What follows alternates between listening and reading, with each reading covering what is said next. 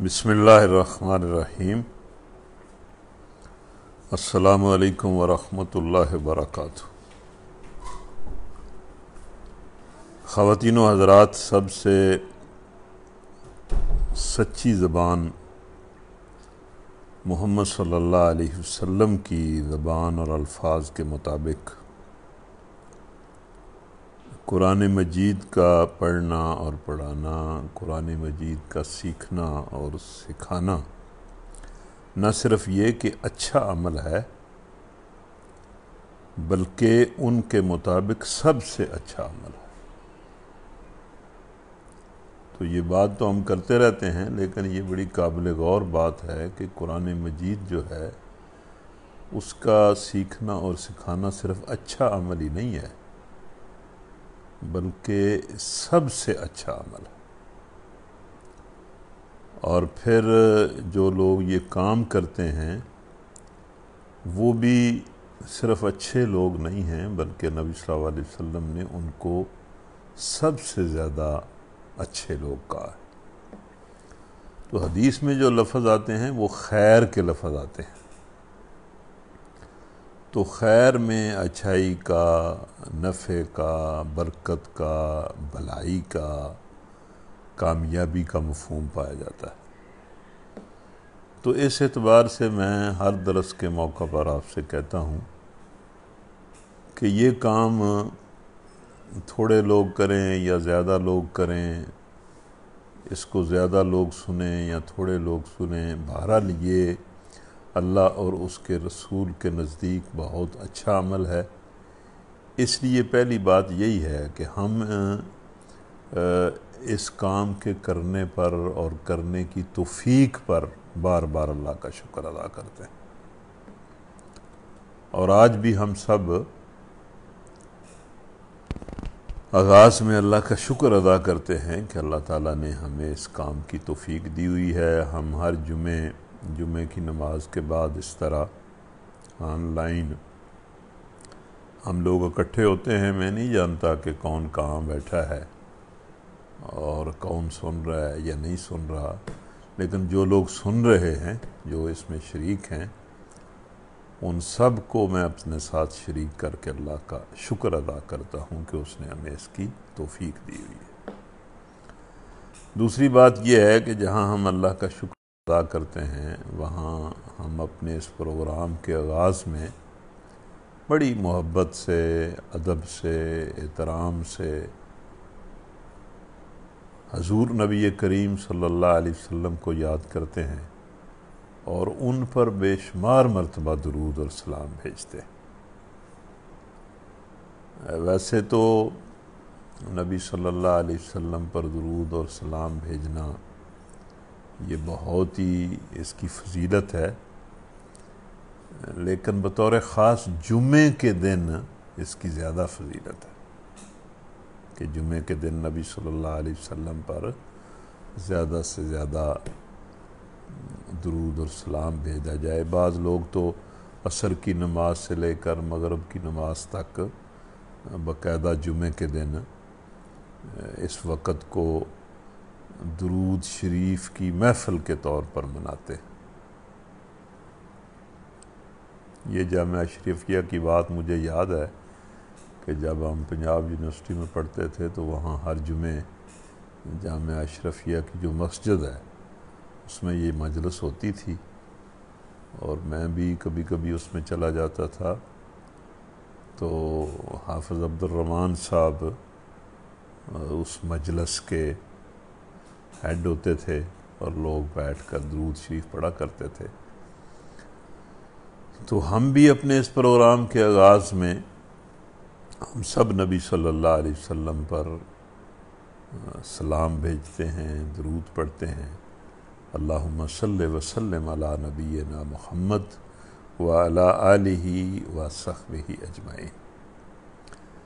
پھر اللہ کی حمد و ثناء اور شکر اور نبی صلی اللہ علیہ وسلم پر درود اور سلام کے بعد ہم سب اپنے لیے، اپنے والدین کے لیے، اپنے گھر والوں کے لیے، اپنے بچوں کے لیے، اپنے بچوں کی ذریت اور اولادوں کے لیے اور پھر سب عزیز و اقارب اور دوست احباب کے لیے، بلکہ دنیا بھر میں پھیلے ہوئے سب اہل ایمان کے لیے اللہ سے گناہوں کی معافی مانگتے ہیں، فضل اور رحم کی دعا کرتے ہیں، اور یہ دعا کرتے ہیں اللہ تعالیٰ سے کہ اللہ تعالیٰ امت محمد صلی اللہ علیہ وسلم پر رحم فرمائے۔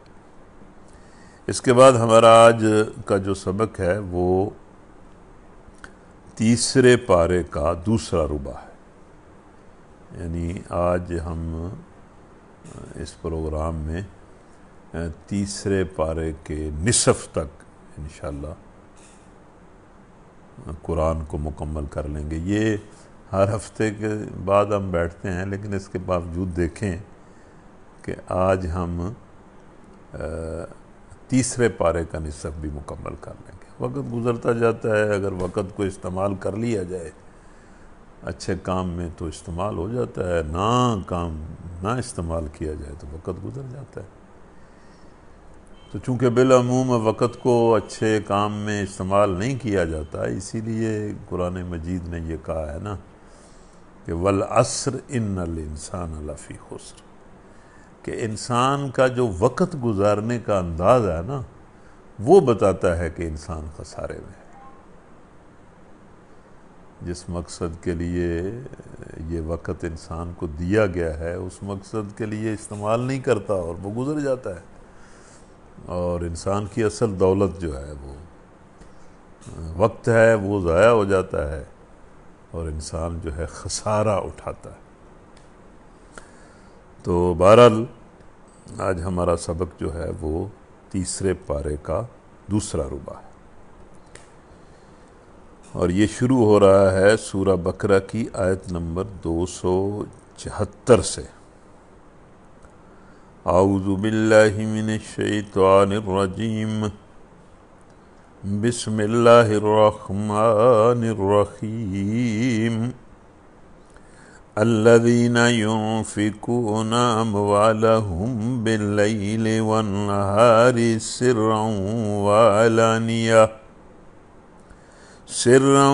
وعلانیۃ فلہم اجرہم عند ربہم ولا خوف علیہم ولا ہم یحزنون۔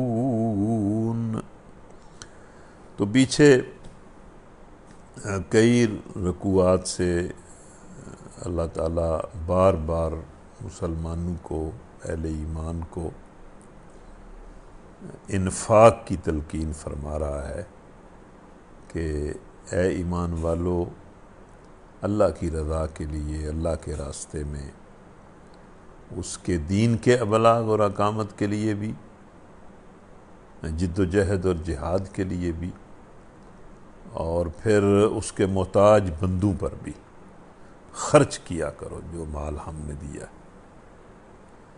تو یہ اللہ کے راستے میں خرچ کرنا جو ہے یہ ایمان کا بہت بڑا تقاضا بھی ہے، اللہ کی رضا کا ذریعہ بھی ہے، اس کا فضل حاصل کرنے اور رحمت حاصل کرنے کا وسیلہ بھی ہے، اور مصائب اور پریشانیوں کو دور کرنے کا ذریعہ بھی ہے۔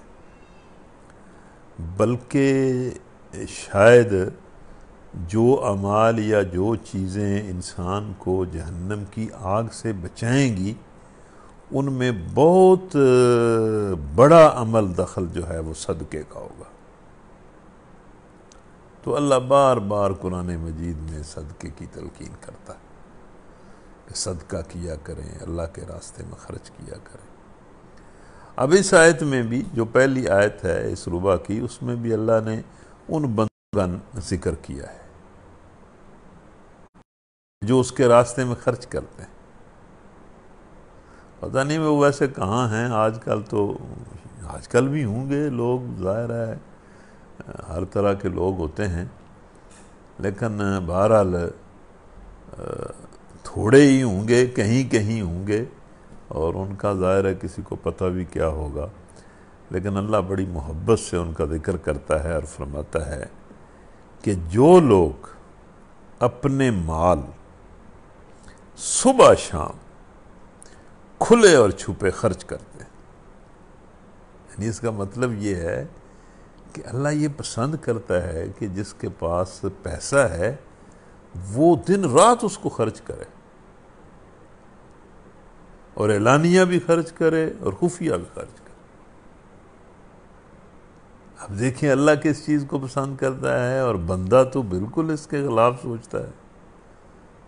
بندہ تو پیسے کو مل جاتا ہے، پھر پیسے کے ذریعے اور پیسہ، پھر پیسے کے ذریعے اور پیسہ، پھر پیسے کے ذریعے اور پیسہ، اس دھن میں لگا رہتا ہے۔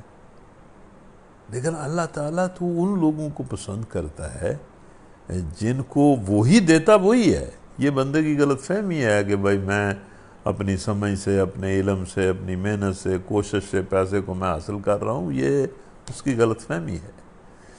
تو اللہ تو اس کو پسند کرتا ہے جسے وہ دیتا ہے اور پھر وہ اس کو خرچ کرتا ہے، اور بڑے دل کے ثبات کے ساتھ، دل کے قرار کے ساتھ اور بڑی خوشی کے ساتھ خرچ کرتا ہے۔ جو لوگ اپنے مال صبح شام کھلے اور چھپے خرچ کرتے ہیں ان کا اجر ان کے رب کے پاس ہے۔ مطلب اس سے یہ بھی ظاہر ہوتا ہے کہ اللہ تعالیٰ یہ کام کرنے والے جو ہیں ان کو نہ بھولتا ہے، نہ ان کا اجر ضائع کرتا ہے، ان کو بدلہ دیتا ہے، اور دنیا میں بھی دیتا ہے، آخرت میں بھی دیتا ہے۔ دنیا میں بھی قرآن مجید تو یہ کہتا ہے، حدیث میں بھی جاتا ہے کہ جس بندے کو یہ پسند ہو نا، اس کے پاس پیسہ زیادہ ہو، وہ زیادہ خرچ کرے اللہ کے راہ میں، اللہ اسے زیادہ دے دے۔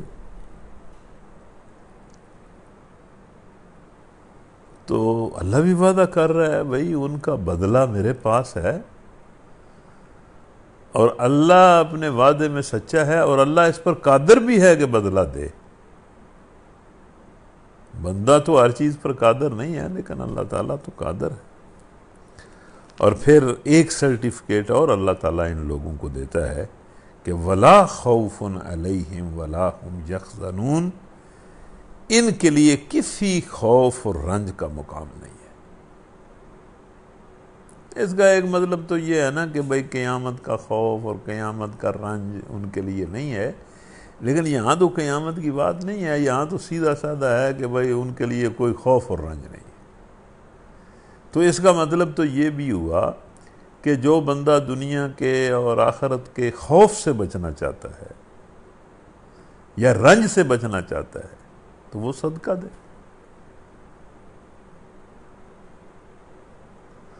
خوف تو کئی قسم کے ہوتے ہیں نا، مطلب اب بعض لوگ بڑے طاقتور ہوتے ہیں یا مطلب بڑے ان کی حیثیت بڑی ہوتی ہے، پیسہ بھی بڑا ہوتا ہے، لیکن ان پر بھی طرح طرح کے خوف ہوتے ہیں، اور انہیں بھی ناکامیوں کا پچھتاوا ہوتا ہے، رنج بھی ہوتا ہے۔ تو یہاں تو اللہ بہت بڑی بات کر رہا ہے کہ جو لوگ دن رات اور کھلے چھپے اللہ کی راہ میں خرچ کرتے ہیں، اللہ ان کو خوف سے بچا لیتا ہے، ان کو رنج سے بچا لیتا ہے۔ تو یہ بہت بڑی بات ہے۔ تو اس لیے ہم بھی اللہ سے دعا کرتے ہیں کہ اللہ تعالیٰ ہمیں ایسے لوگوں میں شریک کرے۔ ویسے تو ایسی دعا جب کی جاتی ہے تو حوصلے والا آدمی آمین کہتا ہے۔ جس طرح نماز پڑھنے کے بعد مولوی صاحب اگر یہ کہیں نا کہ یا اللہ ہمیں شہادت کی موت دے، تو نمازی بہت سارے پیچھے سوچ رہے ہوتے ہیں یار یہ کیا کہہ رہے ہیں، اب اس پر تو آمین کہنا بھی کوئی آسان تو نہیں ہے کہ ہمیں شہادت کی موت دے۔ تو اب یہ دعا کرنا کہ یا اللہ صبح و شام اپنی راہ میں خرچ کرنے کی توفیق دے، کھلے اور چھپے خرچ کرنے کی توفیق دے، تو یہ دعا مانگنا بھی کوئی آسان تو نہیں ہے۔ لیکن بہرحال ہم ہمت کرتے ہیں اور اللہ سے یہ دعا کرتے ہیں کہ اللہ تعالی ہمیں ان لوگوں میں شامل کرے۔ الذين يأكلون الربا لا يقومون إلا كما يقوم الذي يتخبطه الشيطان من المس ذَلِكَ بِأَنَّهُمْ قَالُوا إِنَّمَا الْبَيْعُ مِثْلُ الرِّبَا وَأَحَلَّ اللَّهُ الْبَيْعَ وَحَرَّمَ الرِّبَا فَمَنْ جَاءَهُ مَوْعِظَةٌ مِّن رَّبِّهِ فَانْتَهَى فَلَهُ مَا سَلَفَ وَأَمْرُهُ إِلَى اللَّهِ وَمَنْ عَادَ فَأُولَئِكَ أَصْحَابُ النَّارِ هُمْ فِيهَا خَالِدُونَ۔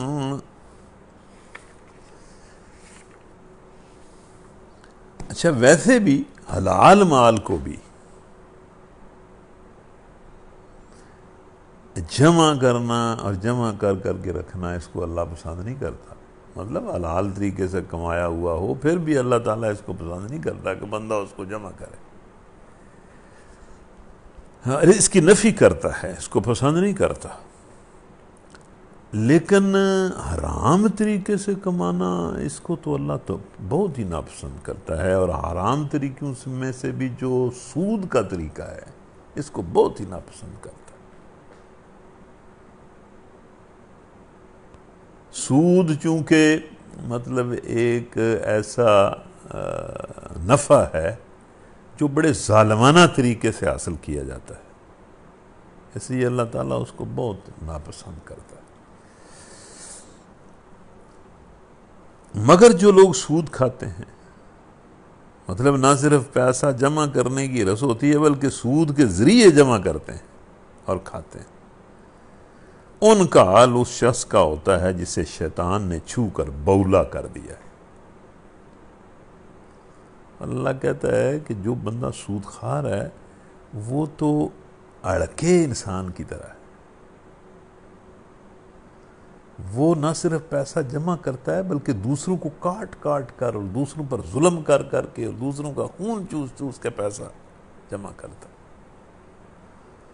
اس کو تو گویا شیطان نے کاٹا ہے اور شیطان نے اسے بالکل بولا بنا دیا۔ ظاہر ہے یہ کوئی جانور کاٹ لے، مثلا کوئی یعنی یہ بعض کتے ہوتے ہیں ہلکے، وہ کسی کو کاٹ لیتے ہیں تو وہ عجیب ان کو بیماری لگ جاتی ہے، وہ لوگوں کو، اس انسان کو۔ تو یہاں جو لفظ ہیں وہ تو یہ ہے کہ بھئی جو سود کھاتا ہے اس کو تو شیطان نے کاٹا ہے اور ہلکا کر دیا ہے۔ مطلب شیطان ظاہر ہے کتے سے زیادہ زہریلا ہے، اور کتا انسان کی حالت خراب کر دیتا ہے، تو شیطان تو اسی لیے جو سود خار ہیں وہ تو ان کو تو بالکل صرف پیسے سے غرض ہوتی ہے، اور وہ قوموں کا خون چوستے ہیں اور غریبوں کا خون چوستے ہیں اور محتاج لوگوں کا خون چوستے ہیں، اور ان کو کوئی ترس نہیں آتا، اتنے ظالم لوگ ہوتے ہیں۔ اور اللہ کہتا ہے کہ میں نے یہ حالت ان کی کیوں کر دی ہے؟ دنیا میں بھی یہی حالت ہے، آخرت میں بھی قیامت کے دن وہ اسی طرح اٹھیں گے، اور اس حالت میں ان کے مبتلا ہونے کی وجہ یہ ہے کہ وہ کہتے ہیں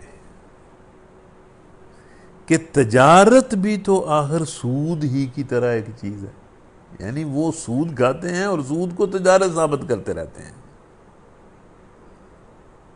اللہ کہتا ہے میں نے اس وجہ سے ان کو بولا بنا دیا ہے کہ ایک تو وہ حرام خوری کرتے ہیں، اور دوسرا حرام کو حلال سے تشبیہ دیتے ہیں اور کہتے ہیں یہ حرام حلال ہے۔ اس کا جو اللہ تعالیٰ نے جواب دیا ہے بڑا سیدھا سادہ جواب، اور یہ سود کھانے والوں کی شروع سے عادت ہے کہ ایک تو سود کھاتے ہیں، دوسرا اس کو سود کو جائز قرار دیتے رہتے ہیں، کبھی نام اس کا پرافٹ رکھ دیتے ہیں، کبھی اس کا مارک اپ رکھ دیتے ہیں، کبھی اس کا کوئی نام رکھ دیتے ہیں، اور کبھی یہ کہتے ہیں کہ یہ وہ سود نہیں ہے جو نبی صلی اللہ علیہ وسلم کے زمانے میں۔ ویسے میں آپ کو ایک بات بتاؤں کہ سود کے بارے میں جتنا سود کھانے والے کو علم ہوتا ہے نا کہ یہ سود ہے، کسی اور کو نہیں ہوتا، اس کو یہ بالکل پتا ہوتا ہے کہ یہ سود ہے، وہ زیادہ جانتا ہے سود کی تعریف کو بھی اور سود کی حقیقت کو بھی۔ لیکن اس کو وہ مطلب ثابت کرتا رہتا ہے کہ یہ تجارت ہے۔ تو اللہ تعالیٰ نے تو ان کی اس حرکت کا جواب بڑا عجیب دیا۔ اللہ نے کہا کہ کمال ہے، کہتے ہیں کہ بھئی سود تجارت کی طرح ہے، کیا انہیں یہ پتہ نہیں ہے؟ مطلب بڑا اللہ نے، جسے کہتے ہیں نا کہ بھئی مطلب بڑا سٹریٹ فارورڈ اور بڑا سیدھا سادہ ان کو جواب دیا ہے۔ اللہ نے کہا ہے کمال ہے، وَحَلَّ اللَّهُ الْبَيْعَ وَحَرَّمَ الرِّبَا۔ وہ بھائی سود تجارت کی طرح کس طرح ہو سکتا ہے؟ تجارت کو تو اللہ نے حلال کیا ہے، سود کو حرام کیا ہے۔ تم کہتے ہو کہ یہ ایک جیسا ہے، ایک ہی چیز کو اللہ نے حلال کیا ہے، ایک کو حرام کیا ہے۔ تم کہو مثلا کوئی بندہ کہے کہ سور کا گوشت بھی بکری کے گوشت کی طرح ہے، اسی طرح بوٹیاں ہوتی ہیں، اسی طرح سب کچھ ہوتا ہے۔ وہ بھائی سور کا گوشت بکرے کے گوشت کی طرح نہیں ہے، سور کو اللہ نے حرام کیا ہے اور مطلب بکرے کو اللہ نے حلال کیا ہے۔ تم کس طرح کہتے ہو یہ ایک جیسے؟ خدا نخواستہ کوئی بندہ کہے کہ نکاح بھی تو اسی طرح ہے جس طرح زنا ہے، وہ بھائی ظالم آدمی، نکاح کو تو اللہ نے حلال کیا ہے۔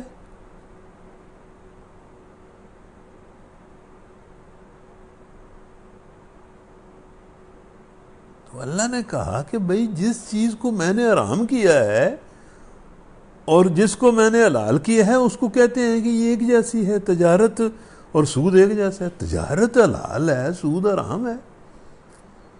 اور سود کیا ہے یہ سود خور کو زیادہ پتہ ہے کہ بھئی رقم پر فکس نفع کسی شکل میں بھی لیا جائے، کسی شکل میں بھی، کئی اس کی شکلیں ہو سکتی ہیں، وہ حرام ہے۔ اس لیے اللہ نے کہا دیکھو، لہذا جس شخص کو اس کے رب کی طرف سے یہ نصیحت پہنچے، جیسے ایمان والے کو یہ سود کے بارے میں نصیحت پہنچے کہ بھئی یہ حرام ہے، اس کو چھوڑ دو، اور آئندہ کے لیے وہ سود خوری سے بعد آ جائے، تو جو کچھ پہلے کھا چکا سو کھا چکا، اس کا معاملہ اللہ کے حوالے ہے۔ مطلب حساب اللہ کر لے گا، معاف کرنا ہوا معاف کر دے گا، نہ معاف کرنا ہوا تو نہ معاف کرے گا۔ اس کی بعد کی توبہ بتائے گی کہ پہلا عمل بھی اس کا معاف کرنا ہے یا نہیں کرنا۔ یہ واحد گناہ ہے سود کا جس کے بارے میں اللہ تعالیٰ نے توبہ کرنے والے بعد آنے والے کے بارے میں بھی یہ نہیں کہا کہ میں ضرور اس کو معاف کر دوں، دیکھیں گے معاملہ اس کا۔ لیکن بہرحال جو ہو چکا سو ہو چکا، اور جو اس حکم کے بعد اس حرکت کا اعادہ کرے گا وہ جہنمی ہے، جہاں وہ ہمیشہ رہے گا، خواہ وہ کلمہ پڑھتا ہے۔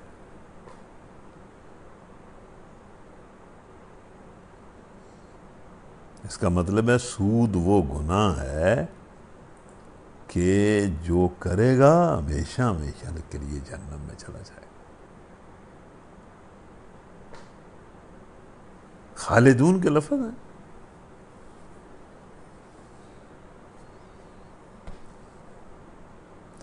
یمحق اللہ الربا ویربی الصدقات واللہ لا یحب کل کفار اثیم۔ اللہ سود کا مٹھ مار دیتا ہے اور صدقات کو ترقی اور نشو و نما اور برکت دیتا ہے۔ سود خواہ ایک بندہ ہو یا کوئی قوم ہو، سود میں برکت نہیں ہے۔ سود کا نتیجہ اس فرد کے لیے بھی اور کسی قوم کے لیے بھی اور پوری انسانیت کے لیے بھی بے لاحد تباہ کن ہوتا ہے۔ آج بھی دنیا میں سود نے قوموں کو تباہ کر دیا ہے، معاشی طور پر بھی تباہ کر دیا ہے، اخلاقی طور پر بھی تباہ کر دیا ہے، معاشرتی طور پر بھی تباہ کر دیا ہے۔ سود کھانے والے انسان کے اندر کوئی انسانیت نہیں ہوتی، کوئی انسانی ہمدردی نہیں ہوتی۔ اور جب انسان کے لیے سراپے نفرت بن جائے تو برکت کہاں سے آئے گی؟ نفرت ہی نفرت، نفرت ہی نفرت۔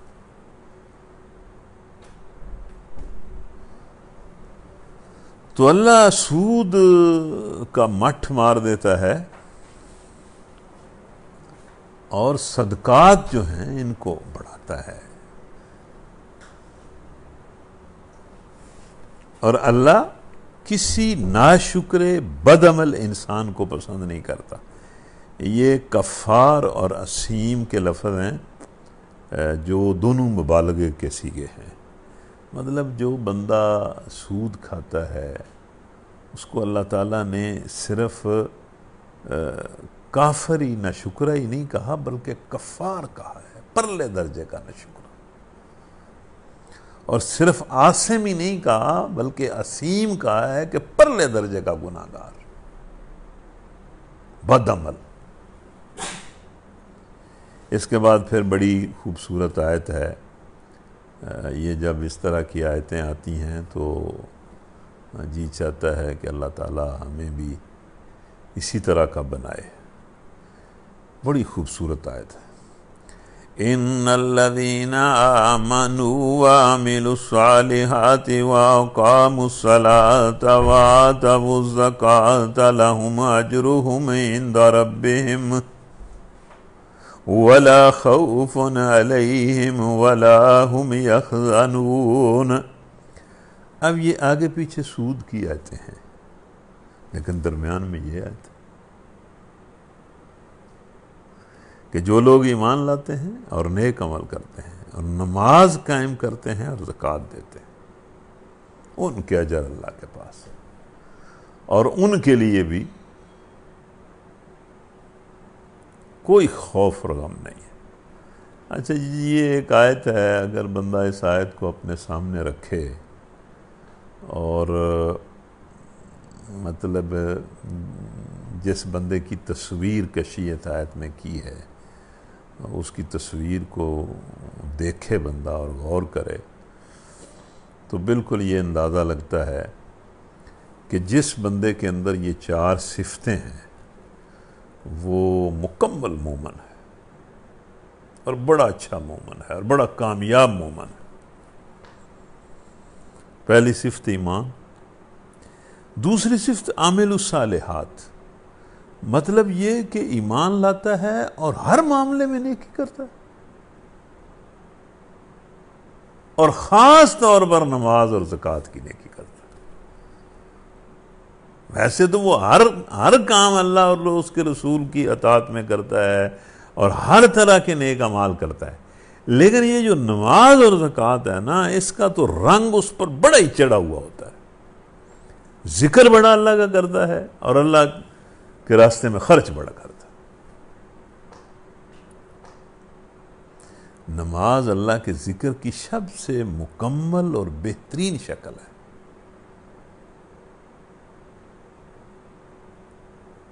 ایمان لاتا ہے، نیک اعمال کرتا ہے، پہلی صف کا نمازی ہے، لمبی نماز پڑھتا ہے،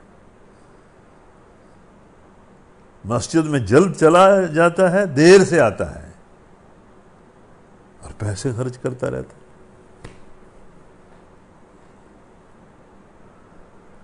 اس کی باقی زندگی بھی جو ہے وہ نیک اعمال کی زندگی ہے، لیکن خاص طور پر نماز کے ساتھ اس کا بڑا تعلق ہے۔ وہ مطلب اس طرح کا نمازی نہیں ہے کہ بس اسے نماز یاد ہی نہیں ہے، جو نماز پڑھتا ہے دیر سے پڑھتا ہے، بس دوڑ کر مسجد میں جاتا ہے، کبھی نہیں جاتا، اور بس اسی طرح ہی وہ نماز پڑھتا ہے۔ نہیں، وہ نماز کو قائم کرتا ہے اپنے اوپر،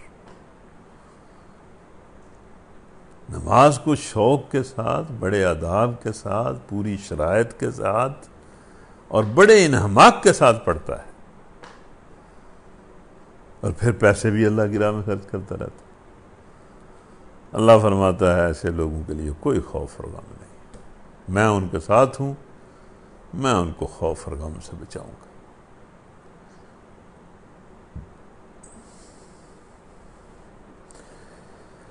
یا ایھا الذین آمنوا اتقوا اللہ وذروا ما بقی من الربا ان کنتم مؤمنین فإن لم تفعلوا فاذنوا بحرب من اللہ ورسولہ وإن تبتم فلکم رؤوس اموالکم لا تظلمون ولا تظلمون وَإِنْ كَانَ ذُو عُسْرَةٍ فَنَظِرَةٌ إِلَىٰ مَيْسَرَةٍ وَأَنْ تَصَدَّقُوا خَيْرٌ لَكُمْ إِن كُنتُمْ تَعْلَمُونَ۔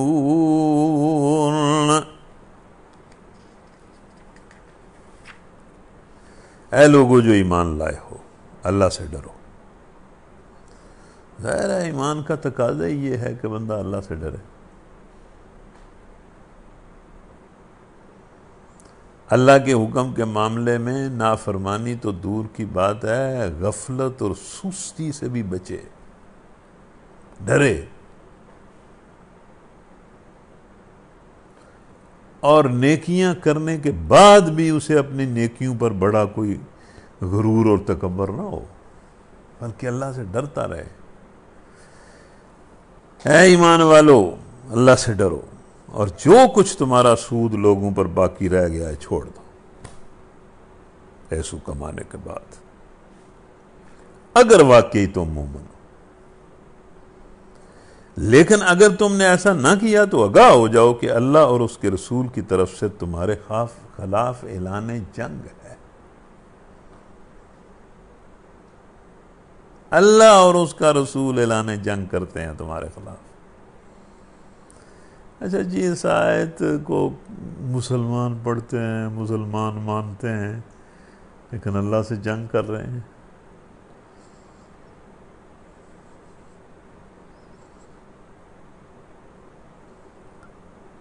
مطلب یہ کہ جنگ کرنی کو آسان ہے، جو بڑا دشمن ہے اس سے بھی جنگ کرنے کا حوصلہ نہیں پڑتا،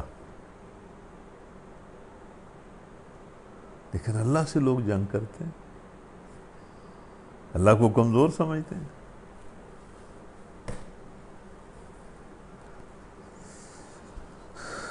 اب بھی توبہ کر لو، سود چھوڑ دو، تو اپنا اصل سرمایہ لینے کے تم حقدار ہو۔ نہ تم پر ظلم کرو، نہ تم ظلم کرو، نہ تم پر ظلم کیا جائے گا۔ مطلب یہ کہ بھئی کوئی رقم تم نے دی ہوئی ہے سود پر، تو سود چھوڑ دو، اپنا اصل زر تم لینے کے حقدار ہو، وہ تم لے سکتے ہو۔ لیکن ساتھ ہی یہ کہا کہ نہ تم ظلم کرو، نہ تم پر ظلم کیا جائے۔ اس کا مطلب یہ ہے کہ سود لینا صریحاً ظلم ہے، اور جو کسی کا اصل زر ہو، کسی نے قرض دیا ہو، وہ نہ دینا بھی زیادتی ہے، وہ اس کو دینا چاہیے۔ لیکن اگر تمہارا قرض دار تنگ دست ہو، جس کو تم نے دیا ہے قرض، وہ اگر تنگ دست ہو، یہ تو اللہ تعالیٰ نے سود کے اس ریفرنس میں آیت ارشاد فرمائی ہے نا کہ بھئی تم نے کوئی رقم سود پر دی ہوئی تھی، اب اللہ کا حکم آ گیا، سود تم نے چھوڑ دیا، باقی جس اصل زر کے تم حقدار ہو وہ تمہیں ملنی چاہیے، اور اس کے یہ کہا اللہ نے کہ تم اس کے حقدار ہو، تمہیں وہ ملنی چاہیے۔ لیکن ساتھ ہی یہ کہا کہ اگر جس کو قرض تم نے دیا ہے وہ تنگ دست ہو تو ہاتھ کھلنے تک اسے مہلت دو، اور جو صدقہ، اور اگر صدقہ کر دو تو یہ تمہارے لیے زیادہ بہتر۔ یعنی یہاں تلقین کر دی کہ اگر مقروض آدمی تنگ دست ہے تو اسے مہلت دو۔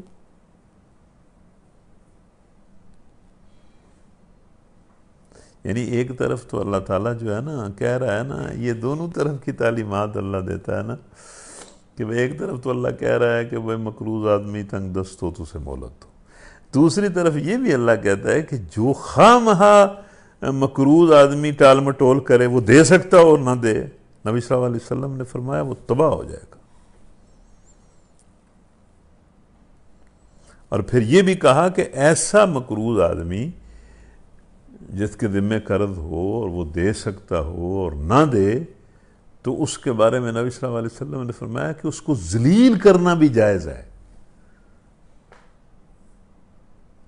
اس کی آبرو بھی حلال ہو جاتی ہے۔ لیکن یہاں یہ بھی کہا کہ وہ اگر تمہارا قرض دار تنگ دست ہے تو اسے مہلت دو،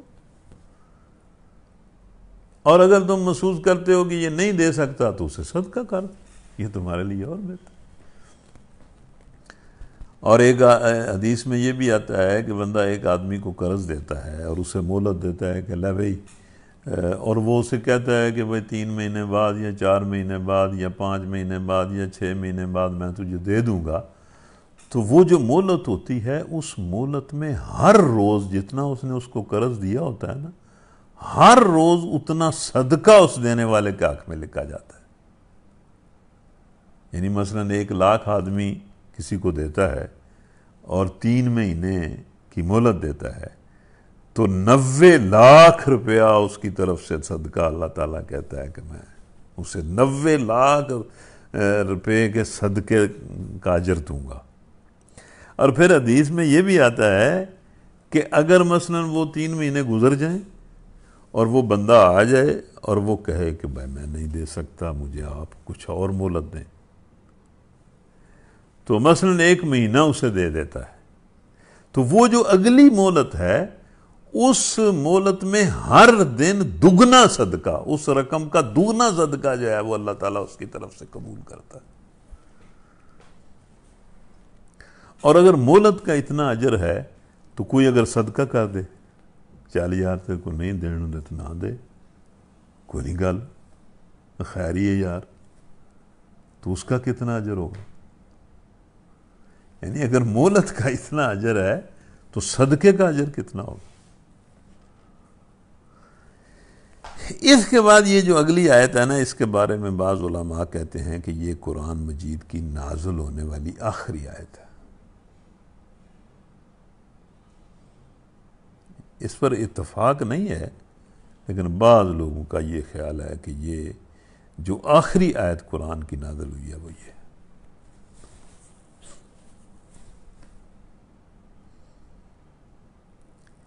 اس آیت کو جو یہاں جوڑا گیا ہے، اس سے بھی یہ اندازہ ہوتا ہے کہ قیامت کے دن ایک مسلمان کی طرف سے جو چیز سب سے زیادہ اسے فائدہ دے گی نا، وہ صدقہ ہی ہوگا، اس لیے کہ صدقے کے ساتھ ہی یہ آیت آئی ہے۔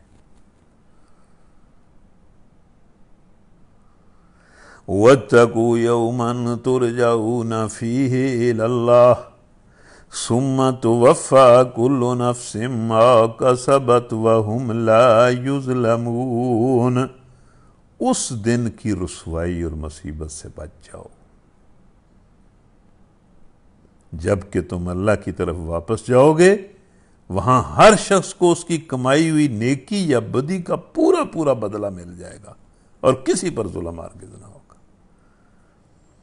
یعنی اس کا مطلب یہ ہے کہ اس دن کی رسوائی اور مصیبت جو ہے اس سے بچنے کا طریقہ صدقہ ہے۔ اس کا مطلب یہ نہیں ہے کہ صرف صدقہ ہے، ہر نیک عمل جو ہے وہ وسیلہ ہے، لیکن یہ صدقات کی جو آیتیں ہیں اور سود کی جو آیتیں ہیں ان کے ساتھ اس آیت کا آنا جو ہے وہ یہ ظاہر کرتا ہے۔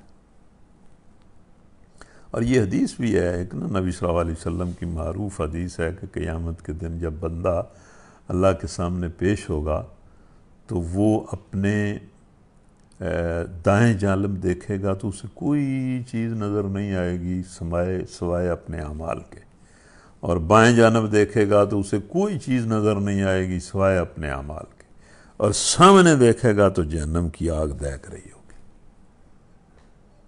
یہاں پہنچ کر نبی صلی اللہ علیہ وسلم نے فرمایا، لوگو اس آگ سے بچو، خاک کھجور کا ایک ٹکڑا ہی دے کر بچو۔ اس کا مطلب یہ ہے کہ کھجور کا ٹکڑا دے کر بھی آگ سے بچا جا سکتا ہے۔ آگ سے بچنے کا جو طریقہ ہے وہ صدقہ ہے۔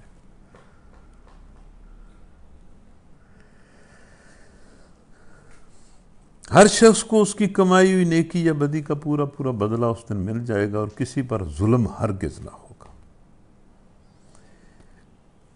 يا أيها الذين آمنوا إذا تداينتم بدين إلى أجل مسمى فاكتبوه وليكتب بينكم كاتب بالعدل ولا يأبى كاتب أن يكتب كما علمه الله فليكتب وليملل الذي يليه الحق وليتق الله ربه ولا يبخس منه شيئا فإن كان الذي يليه الحق سفيها أو ضعيفا أو لا يستطيع أن يمل هو فليملل ولي بالعدل واستشهدوا شهيدين من رجالكم فإن لم يكونا رجلين فرجل وامرأتان ممن ترضون من الشهداء أن تضل إحداهما فتذكر إحداهما الأخرى ولا يأبى الشهداء إذا ما دعوا ولا تسعموا أن تكتبوه صغيرا أو كبيرا إلى أجله ذلكم أقسط عند الله وأقوم للشهادة وأدنى ألا ترتابوا إلا أن تكون تجارة حاضرة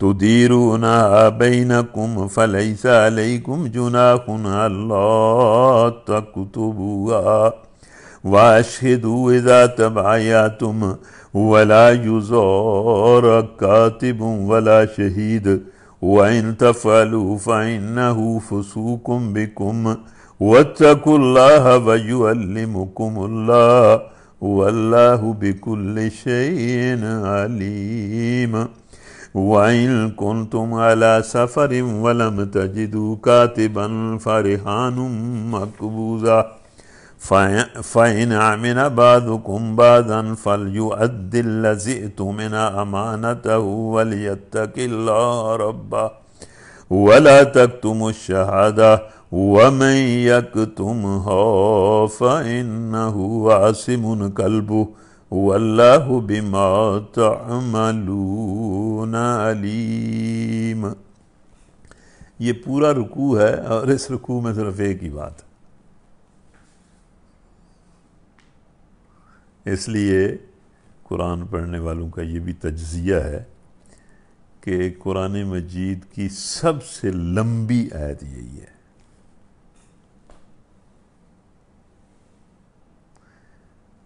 اس رکوع میں 2 ہی آیتیں ہیں، تو لمبا رکوع ہے لیکن آیتیں صرف 2 ہیں، اور دوسری آیت بالکل چھوٹی سی ہے۔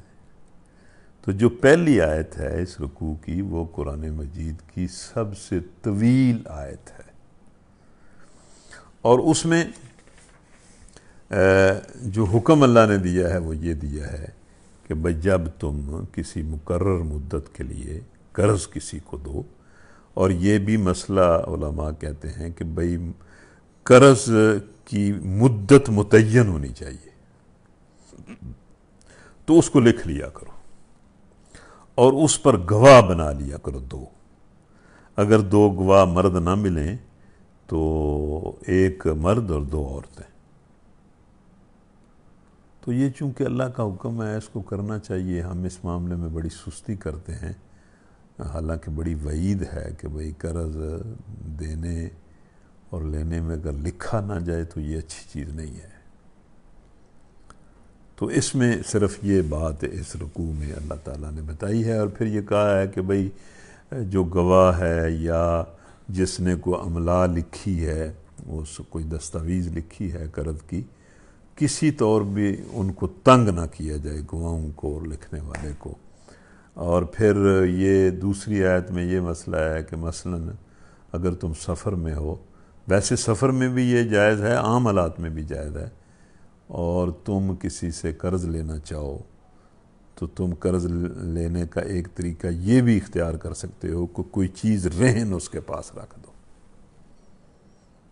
کوئی زیور رہن رکھ دو یا کوئی اور چیز کہ بھئی یہ میری تیرے پاس رہی، جب میں قرض واپس کر دوں گا فلاں مدت تک واپس کر دوں گا اور یہ چیز میں تم سے لے لوں گا، تو یہ بھی جائز ہے۔ تو اس رکوع میں صرف یہ مسئلہ ہے۔ اس کے بعد پھر سورہ بقرہ کا آخری رکوع ہے، اور یہ جو آخری رکوع ہے اس کی بڑی فضیلت ہے، آخری آیات کی بہت ہی حدیث میں فضیلت آئی ہے۔ یہ سورہ بقرہ کی آخری آیتیں اور سورہ فاتحہ، ان کو نبی صلی اللہ علیہ وسلم نے فرمایا کہ یہ اللہ نے خاص خزانے سے مجھے عطا کی ہیں۔ اللہ تعالیٰ نے یہ آیتیں سورہ فاتحہ کی اور سورہ بقرہ کی آخری آیتیں جو ہیں، یہ اللہ کے عرش کے نیچے سے اس نے خاص خزانہ جو ہے وہ عطا کیا، اور ان کی بڑی فضیلتیں جو ہیں وہ احادیث میں آئی ہیں، اور یہ ہیں بھی بڑی، ویسے اگر گہرے انداز میں ان کو پڑھا جائے تو دین کی جو ساری بنیادی تعلیمات ہیں وہ سورہ بقرہ کی ان آخری آیتوں میں موجود ہیں، اور اس طرح ان بنیادی تعلیمات کو بیان کیا گیا ہے کہ ان بنیادی تعلیمات کے مطابق مومن کی ایک تصویر بنائی گئی ہے کہ مومن اس طرح کا ہوتا ہے۔ وہ تصویر بھی سامنے آ جاتی ہے، اور وہ جو دین کی بنیادی تعلیمات ہیں وہ بھی سمجھ آ جاتی ہے کہ کیا ہے۔ اب اس میں جو پہلی بنیادی بات ہے اللہ کے دین کی، وہ یہ ہے لِلَّهِ مَا فِي السَّمَاوَاتِ وَمَا فِي الْأَرْضِ وَإِن تُبْدُوا مَا فِي أَنفُسِكُمْ أَوْ تُخْفُوهُ يُحَاسِبْكُم بِهِ اللَّهُ فَيَغْفِرُ لِمَن يَشَاءُ وَيُعَذِّبُ مَن يَشَاءُ وَاللَّهُ عَلَى كُلِّ شَيْءٍ قَدِيرٌ۔ اب ظاہر بات ہے دین کی بنیاد تو دو عقائد پر ہے، توحید اور آخرت۔ اب توحید اور آخرت کی جو بات ہے اس کو بڑے خوبصورت انداز میں اس آیت میں اللہ نے بیان کر دیا ہے کہ آسمانوں اور زمین میں جو کچھ ہے اس کا مالک اللہ ہے۔ پہلی بات یہ ذہن میں رکھو، کسی چیز کو یہ نہ کہو یہ میری، یہ میرا، یہ میری، یہ میرا۔ نہ کوئی میں ہے، نہ کوئی میری ہے، نہ کوئی میرا ہے۔ یہ میں بھی اللہ کی امانت ہی ہے، ملکیت جو ہے وہ اللہ کی ہے۔ ظاہر ہے انسانی نفس جو ہے وہ اس کا مالک بھی اللہ ہی ہے۔ یہ جان اللہ نے دی ہے، اللہ ہی نکال لیتا ہے، اللہ کے پاس ہی یہ چلی جاتی ہے۔ تو کوئی چیز بھی انسان کی ملک نہیں ہے، مالک اللہ ہی ہے۔ تو آسمانوں اور زمین میں جو کچھ ہے سب اللہ کا ہے۔ تم اپنے دل کی باتیں خواہ ظاہر کرو یا چھپاؤ، اللہ بہرحال اس کا حساب تم سے لے لے گا۔ یعنی ایک تو یہ کہ بھائی اللہ ہر چیز کا مالک ہے، دوسرا یہ کہ اللہ کو ہر چیز کا علم ہے، تیسرا یہ کہ انسانوں کو یہ سن لینا چاہیے کہ اللہ تعالیٰ دلوں کے راز بھی جانتا ہے اور دلوں کے رازوں کا حساب بھی لینے پر وہ قدرت رکھتا ہے۔ پھر اسے اختیار ہے، جسے چاہے معاف کر دے اور جسے چاہے سزا دے۔ اب یہ جو لفظ ہیں ان پر غور کریں کہ اسے اختیار ہے، جسے چاہے معاف کر دے اور جسے چاہے سزا دے۔ کیا آپ کو سمجھ آتی ہے ان الفاظ کہ ود دا رزلٹ، نتیجتاً انسان کا دو میں سے ایک انجام ہے، یا اسے معاف کر دیا جائے گا یا عذاب دے دیا جائے گا۔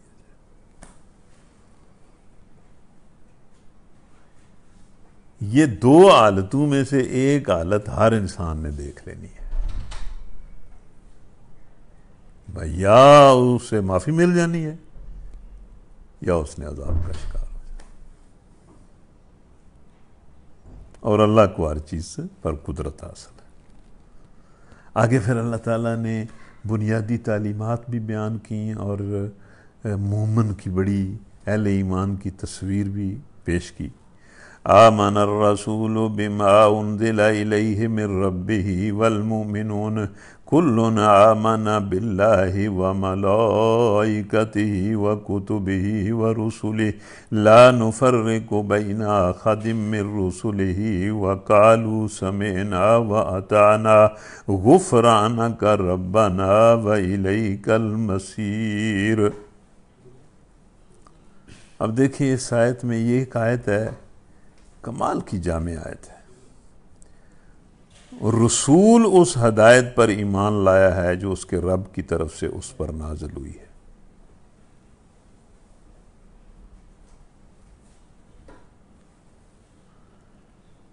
مطلب یہ کہ پہلا ہر زمانے میں جو اللہ کی دعوت کا پہلا مخاطب ہے تو وہ تو رسول ہی ہے، جس کے ساتھ اللہ تعالیٰ وحی کے ذریعے، فرشتے کے ذریعے مخاطب ہوتا ہے۔ تو پہلا مومن تو ہر امت کا رسول ہی ہوتا ہے، اس کے بعد پھر اس رسول کے ذریعے لوگ ایمان لاتے ہیں۔ اس کا مطلب یہ ہے کہ وہ ایمان قابل قبول ہے جو رسولوں کے ایمان کے مطابق ہو، اور یہ جو آخری زمانہ ہے اس میں بھی وہ ایمان قبول ہوگا جو آخری رسول محمد صلی اللہ علیہ وسلم کی اتباع میں ہوگا۔ مطلب باقی لوگ نکل گئے، آمن الرسول انزل بما انزل الیہ من ربہ والمؤمنون، رسول ایمان لایا اور اس کی اتباع میں جو لوگ ایمان لائے۔ پھر اللہ نے فرمایا کہ یہ سب اللہ اور اس کے فرشتوں اور اس کی کتابوں اور اس کے رسولوں کو مانتے ہیں۔ مطلب یہ کہ یہ آخری رسول پر بھی ایمان لائے اور اس کے ساتھ سارے فرشتوں پر، سارے رسولوں پر، ساری کتابوں پر وہ ایمان لاتے ہیں۔ اور ان کا قول یہ ہے کہ ہم اللہ کے رسولوں کو ایک دوسرے سے الگ نہیں کرتے، مطلب ایمان لانے کے معاملے میں ہم یہ نہیں کرتے کہ بھئی ایک کو مانتے ہیں اور دوسرے کو نہیں مانتے۔ اب یہ تو ایمان ہو گیا کہ ایمان وہ اس طرح کا ایمان جس طرح کا ایمان نبی صلی اللہ علیہ وسلم لائے ہیں، ان کی دعوت پر ان کی اتباع میں ایمان۔ اس کے بعد مومن کا کام کیا ہے کہ وہ کہتے ہیں ہم نے حکم سنا اور اطاعت قبول کی، یعنی صرف وہ ایمان لے کر بس نہیں کرتے بلکہ اللہ کا ہر حکم سنتے ہیں اور اطاعت کرتے ہیں۔ اس کا مطلب یہ ہے کہ پہلی شرط نجات کے لیے ایمان ہے، اور دوسرا اللہ کے دین کا علم ہے، اس کے احکام کو سننا سمجھنا، اور تیسری شرط پھر عمل ہے، اطاعت ہے۔ اور یہ ایمان لانے اور اللہ کا حکم سننے، اس کے مطابق عمل کرنے کے بعد کیا کہتے ہیں؟ یا اللہ ہم تجھ سے خطاب بخشی کے طالب ہیں۔ مطلب پھر بھی ان کے اندر کوئی اپنے عمل کا غرور نہیں ہوتا، بلکہ معافیاں مانگتے ہیں اور کہتے ہیں کہ اللہ ہم نے تیری ہی طرف پلٹنا ہے۔ اس آیت میں تفصیلات سے قطع نظر کر کے اسلام کے عقائد اور اسلامی طرز عمل کا خلاصہ بہت شاندار طریقے سے بیان کر دیا گیا ہے، اور وہ یہ ہے کہ اللہ کو، اس کے فرشتوں کو اور اس کی کتابوں کو ماننا، اس کے تمام رسولوں کو تسلیم کرنا، بغیر اس کے کہ ان کے درمیان فرق کیا جائے، یعنی کسی کو مانا جائے اور کسی کو نہ مانا جائے، اور اس امر کو تسلیم کرنا کہ آخر کار ہمیں اس کے حضور میں حاضر ہونا ہے۔ یہ 5 امور اسلام کے بنیادی عقائد ہیں۔ ان عقائد کو قبول کرنے کے بعد ایک مسلمان کے لیے صحیح طرز عمل یہ ہے کہ اللہ کی طرف سے جو حکم پہنچے اس کو سمجھے اور بصر و چشم قبول کرے، اس کی اطاعت کرے، اور اپنے حسن عمل پر غرہ نہ کرے، بلکہ اللہ سے ہر وقت عفو و درگزر کی درخواست اور دعا کرتا رہے۔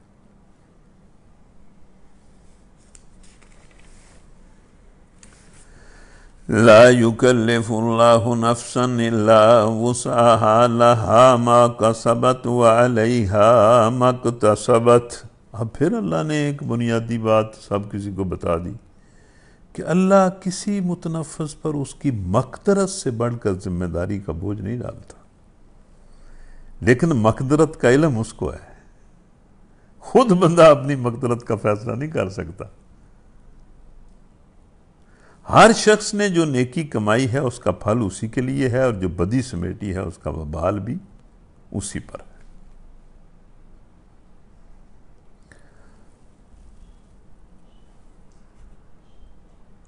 یعنی اللہ کے ہاں انسان کی ذمہ داری اس کی مقدرت کے لحاظ سے ہے۔ ایسا ہرگز نہ ہوگا کہ بندہ ایک کام کرنے کی قدرت نہ رکھتا ہو اور اللہ اس سے باز پرس کرے کہ تو نے فلاں کام کیوں نہیں کیا، یا ایک چیز سے بچنا فی الحقیقت اس کی طاقت سے باہر ہو اور اللہ اس پر مواخذہ کرے کہ تو نے اس چیز سے پرہیز کیوں نہیں کیا۔ لیکن یہ یاد رہے کہ اپنی مقدرت کا فیصلہ کرنے والا انسان خود نہیں ہے۔ اس کا فیصلہ اللہ ہی کر سکتا ہے کہ ایک شخص فی الحقیقت کس چیز کی قدرت رکھتا تھا اور کس چیز کی نہ رکھتا تھا۔ ربنا لا تؤاخذنا إن نسينا أو أخطأنا ربنا ولا تحمل علينا إصرا كما حملته على الذين من قبلنا ربنا ولا تحملنا ما لا طاقة لنا به واعف عنا واغفر لنا وارحمنا انت مولانا فانصرنا علی القوم الکافرین۔ یہ پھر اللہ تعالیٰ نے ایک دعا سکھائی ہے ایمان والوں کو کہ ایمان والوں تم یوں دعا کیا کرو کہ اے ہمارے رب، ہم سے بھول چوک میں جو قصور ہو جائیں ان پر گرفت نہ کر۔ مالک ہم پر وہ بوجھ نہ ڈال جو تو نے ہم سے پہلے لوگوں پر ڈالے تھے۔ پروردگار، جس بار کو اٹھانے کی طاقت ہم میں نہیں ہے وہ ہم پر نہ رکھ، ہمارے ساتھ نرمی فرما، ہم سے درگزر فرما، ہم پر رحم کر، تو ہمارا مولا ہے، کافروں کے مقابلے میں ہماری مدد کر۔ یہ جو آخری لفظ ہیں کافروں کے مقابلے میں ہماری مدد کر، اس کا مطلب یہ ہے کہ یہ قیامت تک مسلمانوں کا اور کافروں کا مقابلہ جاری و ساری ہے، یہ بھی کام ہوتا ہی رہنا ہے۔ تو یہاں الحمدللہ ہماری سورہ بقرہ مکمل ہو گئی ہے، اس کے بعد سورہ آل عمران ہے۔ یہ جو سورہ آل عمران ہے اس کے 20 رکوع ہیں اور اس میں 4 خطبے ہیں، یہ 4 تقریریں ہیں۔ 2 تقریریں جو ہیں وہ تھوڑے سے یعنی ایک سورہ آل عمران کے آغاز میں اور ایک آخر میں وہ جنگ بدر کے حالات کے بارے میں باتیں ہیں، اور ایک خطبہ جو ہے وہ جنگ احد کے بعد کا خطبہ ہے، اور ایک جو ہے وہ نجران، اس وقت ایک چھوٹی سی کوئی حکومت تھی، علاقہ تھا اور وہاں عیسائیوں کی حکومت تھی، وہ نجران کا وفد نبی صلی اللہ علیہ وسلم کے پاس عیسائیوں کا آیا تھا، تو اس سے جو باتیں ہوئی تھیں اس کا ذکر ہے۔ تو یہ 4 چھوٹے چھوٹے خطبے ہیں سورہ آل عمران کے۔ تو یہ چونکہ جو تیسرے پارے کا دوسرا ربع ہے، اس میں 3 رکوع جو ہیں وہ سورہ بقرہ سے ہیں اور 2 رکوع سورہ آل عمران سے۔ بسم اللہ الرحمن الرحیم، الف لام میم، اللہ لا الہ الا هو الحی القیوم، نزل علیک الکتاب بالحق مصدقا لما بین یدیہ وانزل التوراة والانجیل من قبل ھدی للناس وانزل الفرقان ان الذین کفروا بآیات اللہ لہم عذاب شدید واللہ عزیز ذو انتقام۔ الف لام میم، اللہ وہ زندہ جاوید ہستی، ایک واحد اللہ ہے جو اپنی حیات کے ساتھ زندہ ہے اور ہمیشہ سے ہے اور ہمیشہ رہے گا، باقی ہر چیز جو ہے وہ اس کی مخلوق ہے۔ تو اللہ وہ زندہ جاوید ہستی جس نے نظام کائنات کو سنبھالا ہوا ہے، سارا نظام اس نے سنبھالا ہوا ہے اور وہی چلا رہا ہے۔ حقیقت میں اس کے سوا کوئی خدا نہیں ہے، خدائی اس کی ہے، خدائی اس کی، بادشاہی اس کی، سب کچھ اس کا ہے، اور اس نے سارا نظام جو ہے وہ سنبھالا ہوا ہے۔ اسی نے تم پر یہ کتاب نازل کی ہے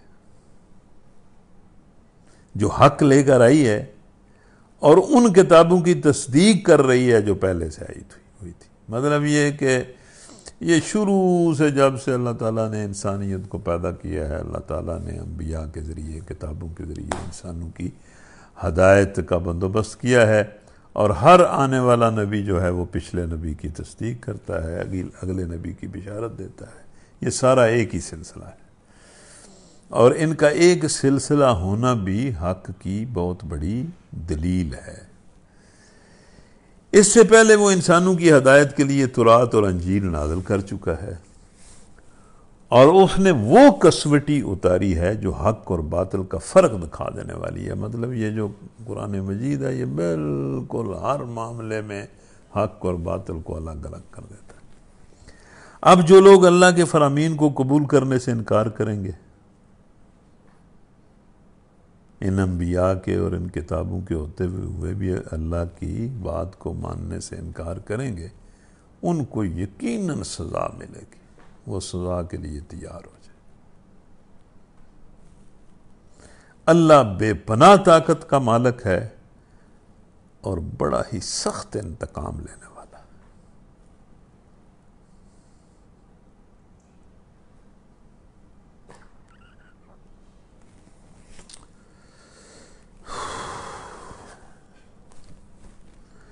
ان اللہ لا يخفى علیہ شیء فی الارض ولا فی السماء هو الذی یصورکم فی الارحام کیف یشاء لا الہ الا هو العزیز الحکیم۔ زمین اور آسمان کی کوئی چیز اللہ سے پوشیدہ نہیں ہے، کوئی چیز اس سے چھپی ہوئی نہیں ہے۔ وہی تو ہے جو تمہاری ماؤں کے پیٹ میں تمہاری صورتیں جیسی چاہتا ہے بناتا ہے۔ مطلب یہ کہ ایک تو اللہ تعالیٰ کو ہر چیز کا علم ہے، پھر انسانوں سے کہا گیا ہے کہ وہ تمہاری صورت گری کرتا ہے، تمہیں پیدا کرے، اس لیے تمہیں وہی ہدایت، تمہاری ٹھیک رہنمائی وہی کر سکتا ہے۔ علم بھی اسے ہی ہے، تمہاری فطرت کو بھی وہی جانتا ہے، تمہاری ضرورتوں کو بھی وہی جانتا ہے، اس لیے جو کتاب اس نے تمہاری ہدایت کے لیے نازل کی ہے وہی تمہیں ہدایت دے سکتا ہے، اور کون دے سکتا ہے؟ زندگی کا جو قانون اس نے تمہارے لیے بنایا ہے وہی تمہاری فطرت کا تقاضا ہے، اور وہی تمہاری فطرت کی ضرورت ہے۔ اس کے قانون کو چھوڑ کر تم کس کے پاس جاتے؟ اس زبردست حکمت والے کے سوا کوئی اور خدا نہیں ہے، وہی خدا ہے جس نے یہ کتاب تم پر نازل کی ہے۔ هو الذی انزل علیک الکتاب منہ آیات محکمات ہن ام الکتاب واخر متشابہات فاما الذین فی قلوبہم زیغ فیتبعون ما تشابہ منہ ابتغاء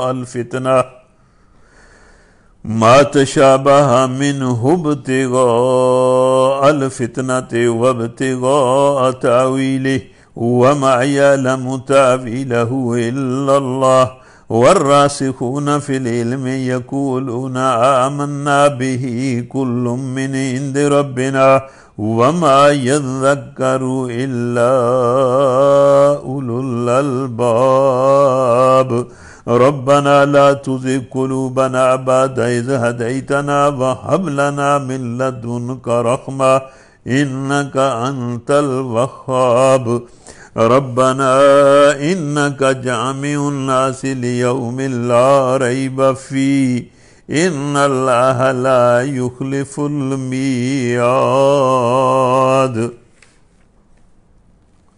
جس نے یہ کتاب تم پر نازل کی ہے، اس کتاب میں دو طرح کی آیات ہیں، ایک محکمات جن میں انسان کی زندگی کے بارے میں احکام دیے گئے، عقائد ہیں، تعلیمات ہیں، اخلاق، معاشرت، معیشت، یہ جتنی انسانی زندگی کے بارے میں تعلیمات ہیں، یہ آیتیں محکمات ہیں جو کتاب کی اصل بنیاد ہیں اور جن پر تم نے عمل کرنا ہے، جو تمہاری زندگی سے متعلق ہیں۔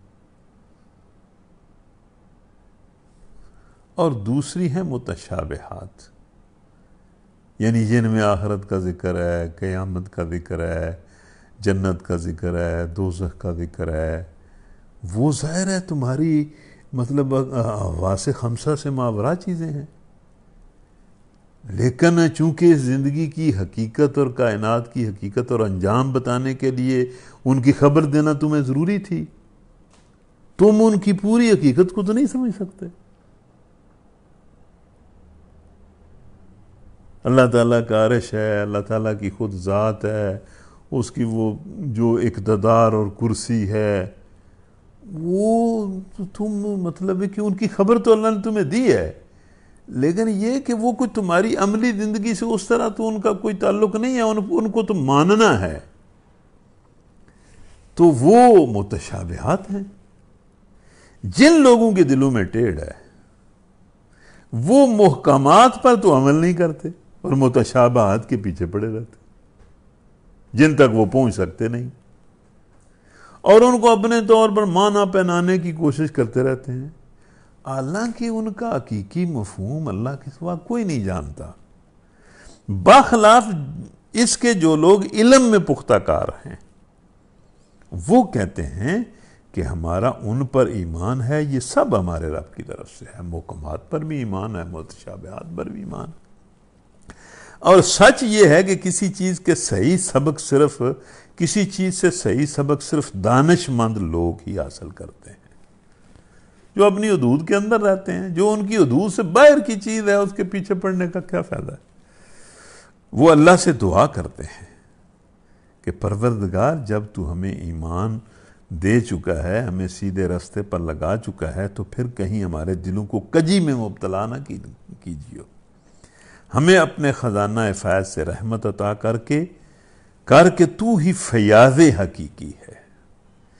یعنی ایمان لاتے ہیں اور زندگی کے جو جملہ معاملات میں ہیں، جو اللہ کی جو تعلیمات ہیں ان کو سمجھتے ہیں اور ان کے مطابق عمل کرتے ہیں۔ یہ بات تو ہے، خیر ہم ان درسوں میں بہت زیادہ کرتے رہتے ہیں۔ میں تو اس بات سے چونکہ خود بڑا متاثر ہوں، اس لیے یہ بات میں بہت زیادہ کرتا ہوں کہ اللہ تعالیٰ نے انسانی زندگی کے بارے میں، اخلاق کے بارے میں، معاشرت کے بارے میں، معیشت کے بارے میں، سیاست کے بارے میں، عدالت کے بارے میں، انسان کی نجی پرائیویٹ زندگی کے بارے میں، اجتماعی زندگی کے بارے میں جو تعلیمات دی ہیں، وہ تعلیمات ہی تو دین کے حق ہونے کی دلیل ہے۔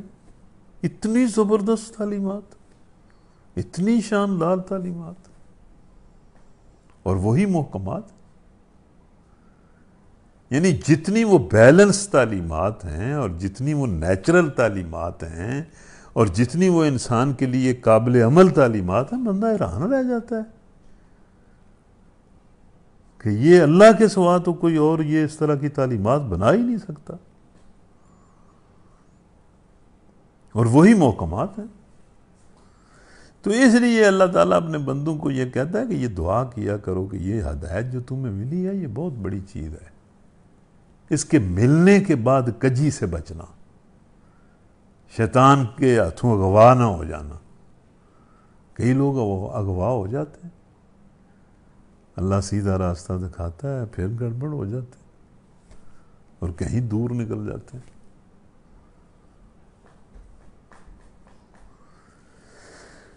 پروردگار تو یقیناً سب لوگوں کو ایک روز جمع کرنے والا ہے، نتیجہ تو اس دن ہی نکلنا ہے جس کے آنے میں کوئی شبہ نہیں، تو ہرگز اپنے وعدے سے ٹلنے والا نہیں ہے۔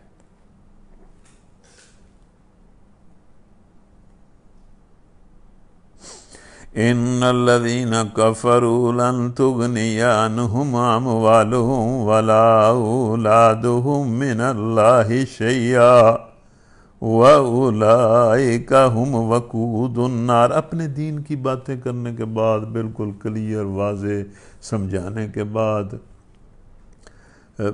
اللہ تعالیٰ پھر کہتا ہے کہ جو کفر کریں گے ان کی اولاد اور ان کا مال انہیں بچا نہیں سکے گا۔ اس سے یہ اشارہ ملتا ہے کہ اللہ کی طرف سے جو انسان کے لیے آزمائشیں ہیں ان میں بڑی آزمائش یہ مال اور اولاد ہے۔ اس کی محبت میں گرفتار ہو کر لوگ جو ہیں وہ اللہ کی نافرمانیاں کرتے ہیں۔ اسی لیے اللہ کہتا ہے کہ جو کفر کی راہ اختیار کرتے ہیں، انکار یا نافرمانی، وہ سن لیں کہ جن چیزوں کی محبت میں مبتلا ہو کر انہوں نے یہ نافرمانی کا راستہ اختیار کیا ہے وہ ان کے کام نہیں آئیں گے اور وہ جہنم میں جائیں گے۔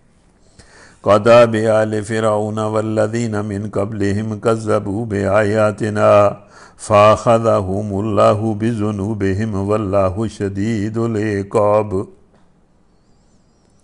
یہ نافرمانیاں تو اللہ نے بڑی اللہ کی بڑے لوگوں نے کی ہیں، لیکن نافرمانیوں میں فرعون کا نام بڑا اونچا ہے۔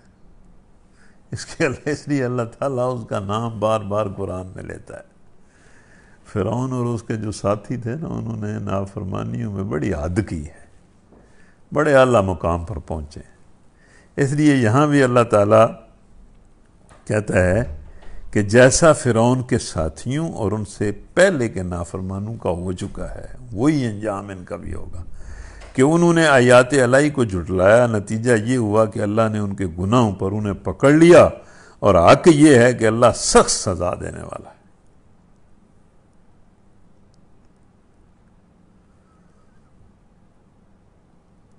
قُل لِّلَّذِينَ كَفَرُوا سَتُغْلَبُونَ وَتُحْشَرُونَ إِلَىٰ جَهَنَّمَ وَبِئْسَ الْمِہَادُ۔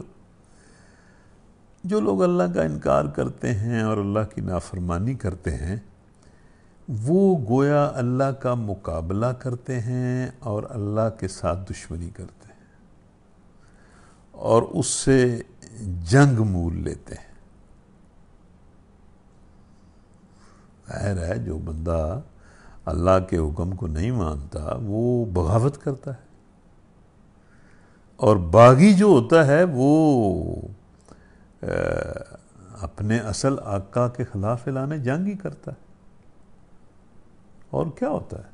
تو ظاہر ہے ویسے بھی یہ جو کافر ہیں یہ اللہ کے دشمن ہیں اور اللہ کے دین کے ساتھ جنگ ہی کرتے ہیں، اس کے حکموں کے ساتھ جنگ ہی کرتے ہیں، اللہ کے دین کو مغلوب کرنے کی کوشش کرتے ہیں۔ تو ان کو نبی صلی اللہ علیہ وسلم کو اللہ فرماتا ہے کہ اعلان کر دے کہ جنہوں نے میرے ساتھ جنگ مول لی ہے نا، ان کو دو انجام دیکھنے پڑیں گے میرے مقابلے میں لازماً۔ اور واقعی ظاہر بات ہے اللہ بادشاہ حقیقی ہے، اس کے ساتھ جو جنگ کرے گا، جو لڑائی کرے گا، جو اس کا باغی ہوگا، اس سے کیا ملنا ہے؟ وہ اللہ تعالیٰ ٹھیک ہے ارشاد فرما رہا ہے کہ اے نبی اعلان کر دو، ان کو بتا دو کہ تمہارا انجام یہ ہے۔ کیا انجام ہے؟ ستغلبون پہلا انجام، وتحشرون الی جہنم دوسرا انجام۔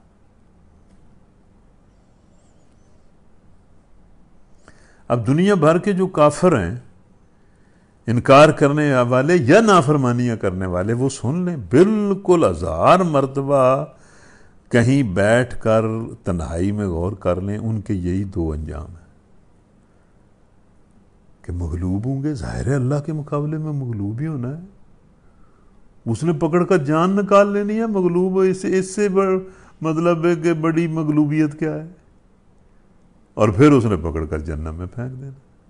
تو ان کے تو یہی دو انجام ہیں۔ ظاہر ہے اللہ کا مقابلہ کون کر سکتا ہے؟ اس لیے اے نبی ان کو کہہ دو کہ ایک تو تم نے مغلوب ہونا ہے، دوسرا تم نے جہنم میں جانا۔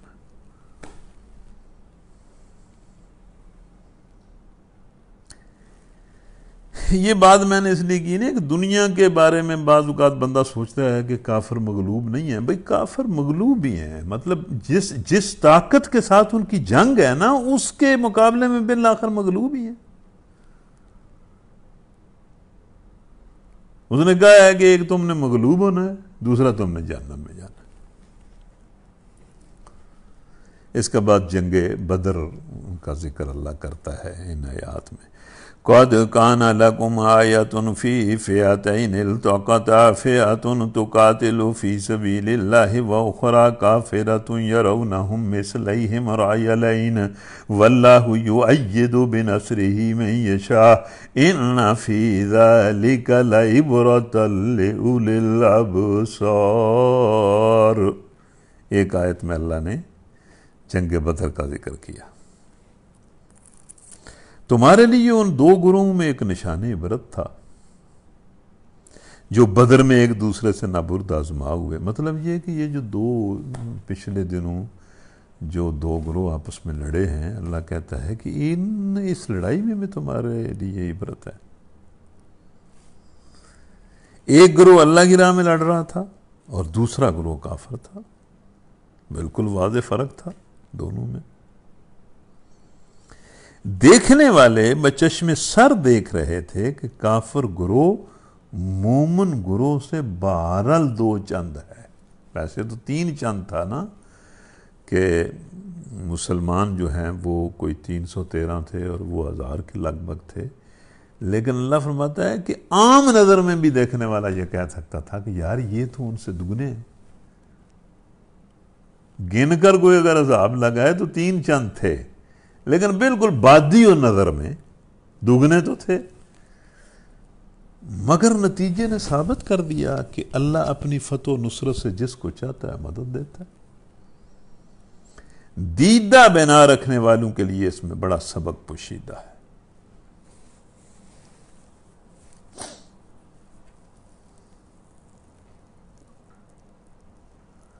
تو اس کو بھی مطلب ایک مثال کے طور پر لوگوں کے سامنے پیش کیا۔ اس کے بعد پھر بڑی جامع آیت ہے، جس آیت میں اللہ نے دنیا کی اور آخرت کی حقیقت بیان کی ہے اور بندے کو سمجھایا ہے کہ یہ دنیا جو ہے، اس کی جو چیزیں ہیں وہ ہم نے آزمائش، تمہارے لیے آزمائش بنائی ہے۔ جو ان چیزوں کی محبت میں گرفتار ہو جائے گا وہ مارا جائے گا، اور جو ان چیزوں کے مقابلے میں ایمان اور تقوی کو ترجیح دے گا وہ کامیاب ہوگا۔ زُيِّنَ لِلنَّاسِ حُبُّ الشَّهَوَاتِ مِنَ النِّسَاءِ وَالْبَنِينَ وَالْقَنَاطِيرِ الْمُقَنطَرَةِ مِنَ الذَّهَبِ وَالْفِضَّةِ وَالْخَيْلِ الْمُسَوَّمَةِ وَالْأَنْعَامِ وَالْحَرْثِ ذَلِكَ مَتَاعُ الْحَيَاةِ الدُّنْيَا وَاللَّهُ عِندَهُ حُسْنُ الْمَآبِ قُلْ أُنَبِّئُكُم بِخَيْرٍ مِّن ذَلِكُمْ لِلَّذِينَ اتَّقَوْا عِندَ رَبِّهِمْ جَنَّاتٌ تَجْرِي مِن تَحْتِهَا الْأَنْهَارُ خَالِدِينَ فِيهَا وَأَزْوَاجٌ مُّطَهَّرَةٌ وَرِضْوَانٌ مِّنَ اللَّهِ وَاللَّهُ بَصِيرٌ بِالْعِبَادِ الَّذِينَ يَقُولُونَ رَبَّنَا إِنَّنَا آمَنَّا فَاغْفِرْ لَنَا ذُنُوبَنَا وَقِنَا عَذَابَ النَّارِ الصَّابِرِينَ وَالصَّادِقِينَ وَالْقَانِتِينَ والمنفقين والمستغفرين بالأسحار شهد الله أنه لا إله إلا هو والملائكة وأولو العلم قائما بالقسط لا إله إلا هو العزيز الحكيم۔ لوگوں کے لیے مرغوبات نفس، مطلب دلچسپ نفس کے لیے بڑی مرغوب بنا دی گئی ہیں یہ چیزیں: عورتیں، اولاد، سونے چاندی کے ڈھیر، چیدہ گھوڑے، مویشی اور زرعی زمینیں بڑی خوش آئند بنا دی گئی ہیں، مگر یہ سب دنیا کی چند روزہ زندگی کے سامان ہے۔ حقیقت میں جو بہتر ٹھکانہ ہے وہ تو اللہ کے پاس ہے۔ مطلب یہ چیزیں جو ہیں یہ آزمائش ہیں، عارضی ہیں، اور ٹھیک ہے ان کا حلال استعمال ٹھیک ہے، حلال طریقے سے کماؤ، حلال طریقے سے ان کو استعمال کرو، لیکن ان کی محبت میں غرق ہو کر انہی کو سب کچھ بنا لینا، بس یہ تباہی ہے۔ اللہ کہتا ہے کہ حقیقت میں جو بہتر ٹھکانہ ہے وہ تو اللہ کے پاس۔ پھر دوبارہ اللہ نے کہا، کہو میں تمہیں بتاؤں کہ ان ساری چیزوں سے اچھی چیز کیا ہے؟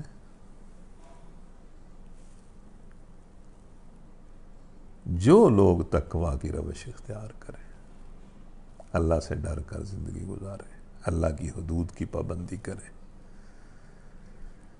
اللہ کی رضا کے طلبگار ہوں، اللہ کے احکام کے سامنے سر جھکائیں، جو لوگ تقویٰ کی راہ اختیار کریں ان کے لیے ان کے رب کے پاس باغ ہیں جن کے نیچے نہریں بہتی ہوں گی، وہاں انہیں ہمیشگی کی زندگی حاصل ہوگی، پاکیزہ بیویاں ان کی رفیق ہوں گی، اور اللہ کی رضا سے وہ سرفراز ہوں گی۔ یعنی ان چیزوں سے کہیں بہتر ہے یہ، لیکن یہ اس کے لیے ہے جو تقویٰ کی روش اختیار کرے۔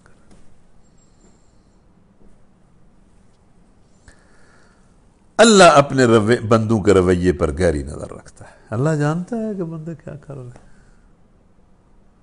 پھر اللہ تعالیٰ نے جو لوگ جنت کے مستحق ہیں ان کی مزید تصویر کشی کی اور فرمایا کہ یہ وہ لوگ ہیں جو کہتے پھرتے ہیں، جن کو فکر یہی ہوتی ہے کہ مالک ہم ایمان لائے ہیں، ہماری خطاؤں سے درگزر فرما اور ہمیں آتش دوزخ سے بچا لے۔ اور ان کی صفت یہ ہوتی ہے کہ یہ لوگ صبر کرنے والے ہیں۔ صبر کا مطلب یہ کہ حق پر، اللہ کی اطاعت پر ڈٹے رہتے ہیں ہر حالت میں، جو نیم شیم وقت آتا ہے اللہ کی اطاعت کو نہیں چھوڑتے، راست باز ہیں، فرما بردار ہیں، فیاض ہیں، اور رات کی آخری گھڑیوں میں اللہ سے مغفرت کی دعائیں مانگتے ہیں۔ یہ ان کی صبر کرتے ہیں۔ صبر کا مطلب یہ کہ بھائی ایمان اور اس کے تقاضوں پر قائم رہتے ہیں، یہ صبر ہے۔ ہم عام طور پر صبر کو برداشت کے معنوں میں لیتے ہیں، صبر اصل میں استقامت کے معنوں میں ہے اور مضبوطی کے معنوں میں ہے۔ یہ صبر کرتے ہیں، ڈٹے رہتے ہیں، حالات مختلف انسان پر آتے ہیں، ہر طرح کی حالت پر بس حق پر ڈٹے رہتے ہیں۔ راست باز ہیں، مطلب یہ کہ ہر معاملے میں یعنی سچائی پر، راستی پر، انصاف پر قائم رہتے ہیں، فرما بردار ہیں، ہر حکم مانتے ہیں، اور فیاض ہیں، غریب ہیں یا امیر ہیں، فیاض ہیں، دل کھلا ہے، کھلے دل کے مالک، تنگ دل نہیں ہے۔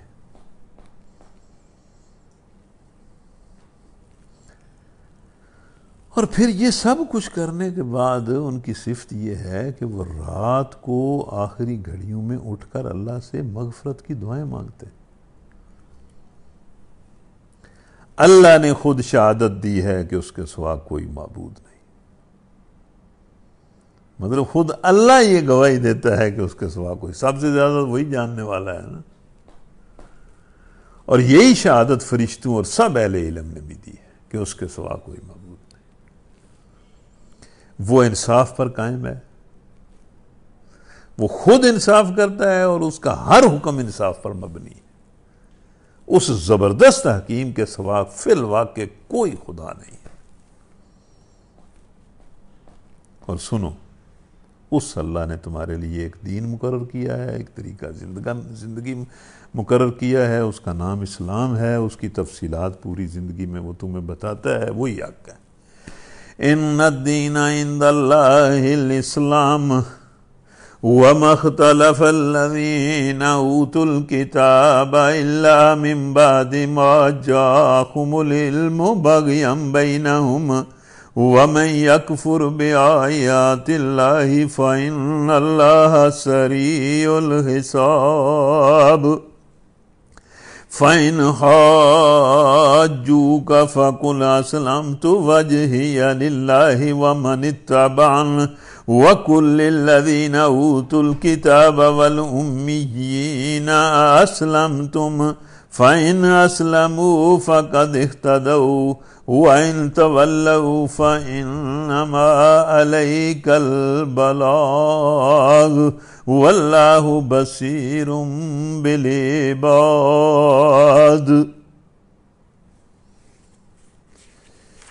وہ اللہ جس نے خود یہ شہادت دی ہے کہ اس کے سوا کوئی الہ نہیں، سارے فرشتے یہ کہتے ہیں کہ اس کے سوا کوئی الہ نہیں، سارے اہل علم جن کے پاس وحی کا اور حق کا علم ہے وہ بھی کہتے ہیں کہ اس کے سوا کوئی الہ نہیں، اور وہ خود انصاف پر قائم ہے۔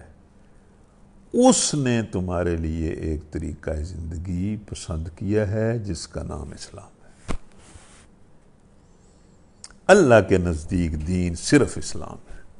اس دین سے ہٹ کر جو مختلف طریقے ان لوگوں نے اختیار کیے جنہیں کتاب دی گئی تھی، ان کے اس طرز عمل کی کوئی وجہ اس کے سوا نہیں تھی کہ انہوں نے علم آ جانے کے بعد آپس میں ایک دوسرے پر زیادتی کرنے کے لیے اللہ کے دین کو چھوڑا۔ اللہ کا دین اس لیے لوگ چھوڑتے ہیں کہ اس کو چھوڑ کر ہی وہ ناانصافی کر سکتے ہیں، دوسروں کے حق مار سکتے ہیں، اس لیے اس کو چھوڑتے ہیں۔ اس کے بغیر وہ دوسروں کے حق نہیں مار سکتے، کو دوسروں کے حق مارنے کے لیے انہوں نے اللہ کے دین کو چھوڑا۔ اور جو کوئی اللہ کے احکام و ہدایات کی اطاعت سے انکار کر دے، اللہ کو اس سے حساب لیتے کچھ دیر نہیں لگتی۔ اب اگر یہ لوگ یعنی یہ سارے انسان اس دین کے معاملے میں تم سے جھگڑا کریں اے محمد، تو ان سے کہو کہ میں نے اور میرے پیروکاروں نے تو اللہ کے آگے سر تسلیم خم کر دیا ہے، اللہ کے سامنے وہ جھک گئے ہیں، ہم تو اللہ کے سامنے جھک گئے۔ پھر اہل کتاب اور غیر اہل کتاب دونوں سے پوچھو، کیا تم بھی اسی طرح اللہ کے سامنے جھکتے ہو جس طرح ہم نے جھکے ہیں؟ اس طرح اطاعت اور بندگی تم قبول کرتے ہو؟ اگر تم نے اس طرح اطاعت اور بندگی قبول کر لی انہوں نے، تو وہ راہ راست پا گئے، فقط اقتدوا، یعنی وہ راہ راست پائے گا جو نبی صلی اللہ علیہ وسلم اور صحابہ کے طریقے کے مطابق اللہ کی اطاعت کو اختیار کرے گا۔ اللہ یہاں کہہ رہا ہے نا کہ بھائی ان سے کہہ دو کہ میں نے اور میرے پیروکاروں نے یعنی صحابہ نے تو اللہ کی اطاعت کو قبول کر لیا، کیا تم کرتے ہو؟ اگر وہ کر لیں اس طرح تو وہ ہدایت پا گئے، اور اگر اس سے منہ موڑا تو تم پر صرف پیغام پہنچا دینے کی ذمہ داری تھی۔ آگے اللہ خود اپنے بندوں کے معاملات دیکھنے والا۔ مطلب نبی صلی اللہ علیہ وسلم نے جس طرح نبی صلی اللہ علیہ وسلم ایمان لائے اور ان کے صحابہ ایمان لائے، اس طریقے کو جو اختیار کرتا ہے وہ ہدایت پاتا ہے، جو اس طریقے کو اختیار نہیں کرتا تو نبی صلی اللہ علیہ وسلم سے اللہ نے فرمایا کہ تم تک تو پیغام پہنچانے کی ذمہ داری تھی، تم نے پوری کر دی، باقی میں لوگوں کے معاملات کو دیکھنے والا۔ وآخر دعوانا ان الحمد للہ رب العالمین۔